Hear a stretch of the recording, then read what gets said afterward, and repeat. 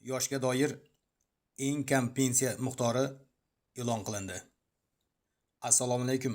Omonmisiz, qadrdon muxlis? 2025-yil 1-iyuldan boshlab O'zbekistonda yoshga doir eng kam pensiya miqdori 918 ming so'm, nogironlik pensiyalarining eng kam miqdori esa 1,12 million so'm etib belgilandi. Bu o'zgarishlar Prezident farmoni bilan tasdiqlangan va pensiyalarni hisoblashning bazaviy miqdori ham 471 ming so'mga oshirilgan. Asosiy o'zgarishlar 2025-yil 1-iyuldan yoshga doir eng kam pensiya 918 ming so'm, nogironlik pensiyalarining eng kam miqdori 1,12 million so'm. Pensiyani hisoblashning bazaviy miqdori 471 ming so'm.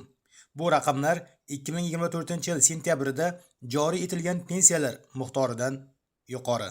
Mana sizlar sizlarga aytmoqchi bo'lgan xabarim shundan iborat edi. Sog' bo'lingizlar, salomat bo'lingizlar. Kanalga yangi bo'lsangiz obuna bo'lib, videolarni oxirigacha ko'rib, bittadan like bosib, o'z yaqinlaringizga yuborishda bardavom bo'ling. Xayrlashmaymiz, keyingi efirgacha deymiz. O'zlaringizni ehtiyot qilingizlar.